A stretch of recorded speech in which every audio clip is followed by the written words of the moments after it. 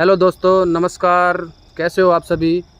आपका मेरे चैनल पर स्वागत है। हम आपको आज अपने एक रेलवे कर्मचारी से अवगत करवाएंगे। वो अपने एक्सपीरियंस, कैसे उनका सिलेक्शन हुआ, कैसे उनका कार्य होता है, उसके बारे में आपको डिटेल से समझाएंगे और अपने रेलवे सिस्टम के बारे में भी आपको अवगत कराएंगे। अपने एक रेलवे कर्मचारी से अपने बारे में बताइए, कैसे आपने स्टार्ट किया था।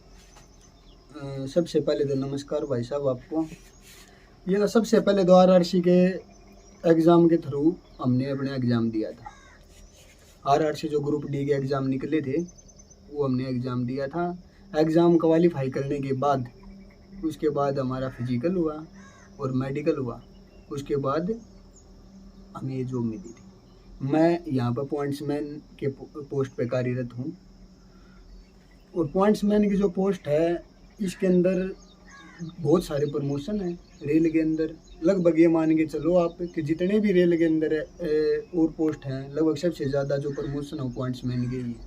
तो नीरज भाई, बीच में आपको रोकते हुए मैं ये पूछना चाहूँगा, प्रमोशन के लिए कोई फिक्स क्राइटेरिया फिक्स कर रखा है भी 5 साल 7 साल के बाद प्रमोशन होगा, या फिर कुछ और क्राइटेरिया इनका? अलग अलग पोस्ट के लिए सर जी अलग अलग क्राइटेरिया है। जो भी वैकेंसी डिपार्टमेंटली निकलेगी उसके लिए अलग अलग क्राइटेरिया रेलवे ने रख रखा है। किसी के अंदर तो आप 2 साल की सर्विस मांगेंगे, किसी के अंदर 3 की मांगेंगे, किसी के अंदर 5 की मांगेंगे। एक GDC का एग्ज़ाम निकलता है, उसको आपकी चाहे 1 दिन की सर्विस हो तब आप दे सकते हो। वो तो सभी दे सकते हैं, पॉइंट्स में नहीं, सभी दे सकते हैं उसको। GDC का मतलब है जनरल डिपार्टमेंट कंपटीशन एग्ज़ाम। और बाद में जब 2-3 साल सर्विस के पूरे हो जाते हैं, लगभग 3 साल पूरे हो जाते हैं, तो LDC का एग्ज़ाम निकलते हैं। LDC में आप लगभग ये मान के चलो कि 3 साल के बाद ही आप एलिजिबल हो पाते हो। और उसके बाद आपको जितने भी अपने ऑपरेटिंग महकमे के LDC एग्ज़ाम निकलेंगे, आप उनको क्वालिफाई करके ऊपर मतलब अपने पोस्ट में ऊपर तक जा सकते हो, प्रमोशन ले सकते हो अपनी एबिलिटी के हिसाब से।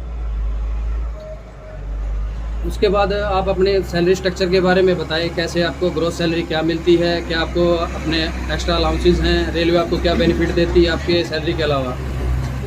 देखो लगभग तो रेलवे डी ग्रुप के अंदर लगभग 18,000 रुपये बेसिक है और प्लस DA मिलता है। लगभग ये तो सबकी समान ही रहती है। हाँ, पॉइंट्समैन को एक रिस्क अलाउंस नहीं मिलता जो कि इंजीनियरिंग वालों को मिलता है। उसके अलावा लगभग इनका समान ही रहता है। तो रेलवे आपको सफ़र के लिए मुफ्त प्रोवाइड करवाती सीट वगैरह, जो भी रेलवे में रिजर्वेशन होता है उसके लिए आपको कोई कोटा फिक्स कर रखा है अलग से? नहीं, रिजर्वेशन के लिए पास होते हैं, कहीं पे कहीं पे जाना होता है तो वो अलग अलग की अपनी वो होती है कैपेसिटी के। किसी के 2 होते हैं, किसी के 3 होते हैं, किसी के 5 होते हैं। कौन सी क्लास का होता है वो भी सबके अलग अलग होते हैं। लगभग जो ग्रुप डी के कर्मचारी हैं उनको स्लीपर का ही पास अवेलेबल हो पाता है। तो क्या आप अपने साथ अपनी फैमिली को भी ट्रैवल करवा सकते हैं फ्री ऑफ कॉस्ट? हाँ, पास के जरिए करा सकते हैं। तो आपका प्रमोशन आगे कैसे, मतलब कितना पेंडिंग है और क्या कुछ उसका प्रोसीजर रहेगा? पेंडिंग तो ये है सर, मेरे को यहाँ पे लगभग 3 साल हो गए कार्यरत होते हुए। अब मेरा पॉइंट्समैन E में प्रमोशन हो गया है, जो लगभग 2.5-3 साल के अंदर दे ही देते हैं। अब इसके बाद जितने भी LDC एग्ज़ाम होंगे, जो ऑपरेटिंग के जितने भी LDC के जो एग्ज़ाम निकलेंगे उसमें मैं एलिजिबल हो जाऊँगा। और अगर मेरे में एबिलिटी होगी, काबिलियत होगी, तो मैं इसके दम पे एग्ज़ाम देके आगे बढ़ जाऊँगा। तो अब अपने कार्य के बारे में बताइए भाई, सुबह आपको कितने बजे ज्वाइन करना होता है और शाम को किस टाइम रिलीव करते हो आप? जो मेरी ड्यूटी रोड साइड स्टेशन है, यहाँ पे 12 घंटे ड्यूटी चलती है। और जो पॉइंट्समैन की जो मेरी पोस्ट है, जो पॉइंट्समैन होता है ये स्टेशन मास्टर का राइट हैंड होता है। अब पॉइंट्समैन का मेन कार्य है पॉइंटों की देख रेख करना। अगर कोई पॉइंट फ्लैश हो जाए तो मैनुअली पॉइंट्समैन क्रैक हैंडल से पॉइंट को सेट करता है। सिग्नल स्टेशन मास्टर के साथ थ्रू गाड़ी को सिग्नल एक्सचेंज करता है। सिग्नल एक्सचेंज में उसको कोई होट एक्सल, कोई हैंगिंग पार्ट या कोई डाला खुला हो तो ये गाड़ी का देखना होता, ताकि गाड़ी अपनी सेफ पोजीशन में डेस्टिनेशन पर पहुंच सके। और इसके अंदर कई बार हम अपना मान लिया जो सिग्नल के इलेक्ट्रॉनिक से सिग्नल लगा रखे पैनल से, अगर मान लिया कोई पॉइंट सेट नहीं होता तो क्रैंक अपने ये कई बार ये होता है कि जो पॉइंट फ्लैश कर जाता है या सिग्नल पैनल से काम नहीं करता तो मैनुअली क्लैंप लगाना पड़ता है पॉइंट्स के ऊपर। और पॉइंट्स क्लैंप लगा के गाड़ी को पॉइंट्समैन क्लैंप लगाएगा और उसको लॉक करेगा, सेट एंड लॉक करेगा। और जब कंफर्म हो जाए स्टेशन मास्टर को सूचित करेगा और तब गाड़ी उस पॉइंट के ऊपर ले जाती है। जैसे अपनी देसी भाषा में बोलते भाई नाका लगा रखा है, फाटक बोलते हैं जिसको हम, तो उसको ऑपरेट करने के लिए पहले मैनुअली था, अब इलेक्ट्रॉनिक्स का आ गया है, तो आपको कौन सा ठीक लगता है उसमें, इलेक्ट्रॉनिक्स या मैनुअली? देखिए, वो अपने अपने हिसाब से इलेक्ट्रॉनिक्स का भी ठीक है, लेकिन मैनुअली में ये थोड़ा जोर लगता था, लेकिन वो थोड़ा ऐसे था, थोड़ा मतलब ठीक था, सॉलिड सिस्टम था। इसमें ये है, मशीन वाले में ये है, इन इससे ज़्यादा खतरा इसमें ज़्यादा रहता है, मैनुअली में ये था थोड़ा मतलब कम खतरा। तो भाई साहब आप ये बताइए, कई बार बच्चे अपने मतलब पोस्ट को देख के किसी दूसरे जोन से अपना फार्म फिल कर देते हैं, उसके बाद उनको समस्या आती है ट्रांसफ़र की, वो दूसरे जोन में ज्वाइन कर लेते हैं और फिर अपने जोन में आना चाहते हैं, उसके लिए क्या प्रोसीजर है? देखिए, जो अलग जोन में जो बच्चे चले जाते हैं वो अपने जोन में आ सकते हैं, क्योंकि इसके लिए म्यूचुअल ट्रांसफ़र हो जाता है। म्यूचुअल ट्रांसफ़र के अंदर जो उस जोन का बच्चा है और इस जोन का बच्चा वो आपस में अपना म्यूचुअल करा लेते हैं, लेकिन इसमें एक कंडीशन है कि जो जनरल कैटेगरी का है वो जनरल कैटेगरी के साथ ही म्यूचुअल कर पाता है, ओबीसी के साथ भी हो जाता है, लेकिन एससी और एसटी के साथ उसका म्यूचुअल नहीं हो पाएगा।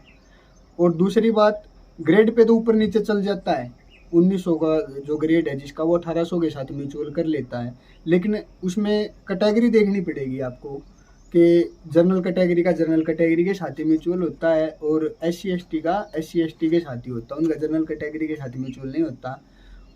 और दूसरी चीज़ इसके अंदर एक और आती है, इसके अंदर जैसे और डिपार्टमेंट अगर आप बदलना चाहो, मान लिया आपकी ऑपरेटिंग महकमा आप टीआरडी के साथ चेंज करना चाहो, तो वो भी आप चेंज कर सकते हो उस बच्चे के साथ। ये नहीं है कि आपको ऑपरेटिंग एक बार मिल गया तो आप चेंज नहीं कर पाओगे, आप वो भी चेंज हो जाती है कि पोस्ट भी चेंज होती है, लेकिन हाँ सहमति दोनों की होनी चाहिए, उस साइड से भी बंदेगी और इस साइड से भी बंदेगी, सहमति होनी चाहिए, जिससे आपकी पोस्ट भी बदल जाएगी।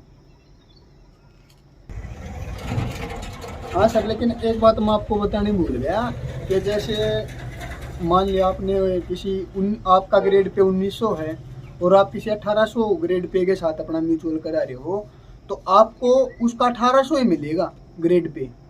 ये नहीं है कि आप आगा ग्रेड पे 1900 है या आप 1800 ग्रेड पे के साथ म्यूचुअल करें तो आपका वहाँ भी 1900 मिलेगा, नहीं, आपको वहाँ पर 1800 ही ग्रेड मिलेगा, आपको 1900 नहीं मिलेगा। बस ये आपका म्यूचुअल हो जाएगा, लेकिन ग्रेड पे जिसके साथ आप चेंज कर रहे हो ना, आप 1800 वाले के साथ चेंज करें तो आपको 1800 का ग्रेड पे मिलेगा। तो अब भाई साहब आप हमें ये बताइए, कई बार क्या होता है, रेलवे का सिस्टम थोड़ा बड़ा है हमारे भारत में, उसका नेटवर्क बहुत अच्छा फैला हुआ है, तो स्ट्रक्चर के हिसाब से भी और इलेक्ट्रॉनिक्स के हिसाब से भी कई बार फेलियर हो जाता है सिस्टम के अंदर, कई बार सिग्नल काम करना बंद कर देते हैं, या रोड साइड कोई एक्सीडेंट हो जाता है, या रेलवे लाइन पे कोई दिक्कत है, तो उस फेलियर को कैसे आप टैली करते हो? देखिए, जब रेलवे में अलग अलग तरह के फेलियर होते हैं, लेकिन कई बार जैसे इलेक्ट्रॉनिक्स का कोई फेलियर हो जाता है या मान लिया किसी भी कोई प्रॉब्लम हो जाती है इलेक्ट्रॉनिक्स, तो गाड़ी को पायलट करा के लाना पड़ता है।